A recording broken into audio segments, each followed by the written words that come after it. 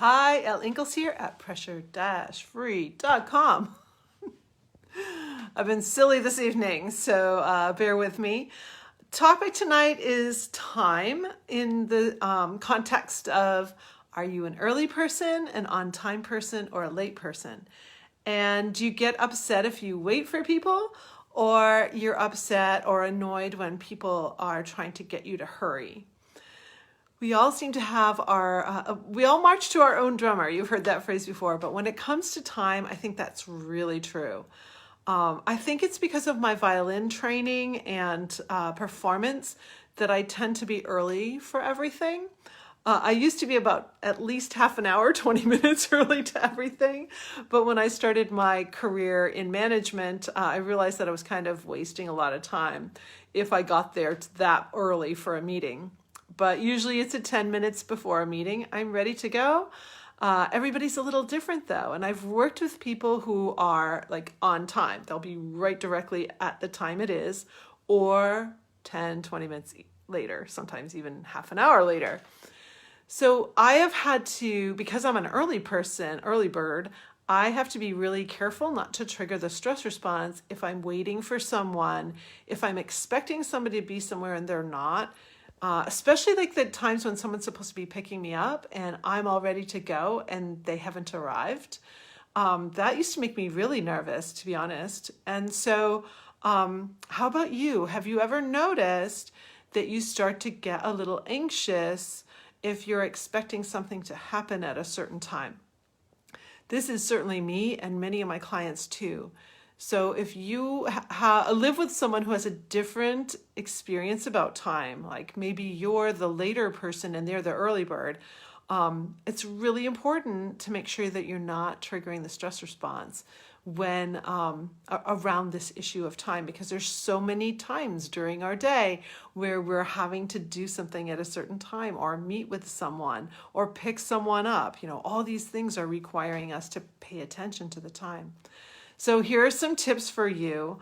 I smile a lot when I'm waiting for someone or expect something to be happening and it's not. Another thing that I do is I always make sure I have a secondary activity. So let's say I'm expecting to leave at a certain time and then it gets pushed back. Then I always make sure I have something else to do to fill in the time. I learned this years ago with my violin students because I'd have a student not show up. So I would always, oh my gosh, Joan, I was just talking about teaching. So I learned this little trick back when I was teaching. I would always have a piece I was working on. So if a student didn't show up for a lesson or was late, I would dig in and start working on a piece that I'm personally learning. And then the time would just fly by until the next student came. So have something in your back pocket to be doing when you're waiting. I also used to keep a clipboard in my car with pieces of music that I was memorizing. So I didn't have my violin with me. I'd just be looking at the music and really taking it in. So bring something with you that you can study or learn. Maybe you're reading a certain book right now. Just have it handy for you. Smile really works because when you smile, you release dopamine and you're going to think more clearly. You're not going to trigger fight or flight. You're going to be able to move through the time that you're waiting for someone. So by the time they come out, you're going to be okay. So we all have a little different experience with time, and that's why it can be a real stressor for a lot of people. So smile, have a little something else you can be doing. That's for you if you're waiting for someone. Now I want to give a tip if you're on the other side of it. So if someone's waiting for you and pushing you, and that makes you uncomfortable, and you're hurrying and now you're missing things and you can't find things to get out the door, I want to give you some tips too.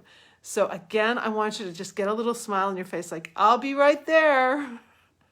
I'm coming, so that you have engaged with the person, but you've got a smile instead of it moving into arguing or yelling. So keep it light, keep the smile going. And then again, I come to this tool a lot, especially for being in a hurry. Just place your hand on your belly and relax your abs so your brain can think. your brain is going to say, I'm not under attack. I'm just trying to figure this out, so that then you can find your keys or find your backpack or whatever it is you're trying to put together to get out the door. I've seen so many times when people trigger fight or flight trying to get out the door in the morning, and they struggle to tie their shoes. They're struggling all over the place because they've released that adrenaline, and now they're a little uncoordinated and they're not thinking straight, so they can't remember where they've put everything.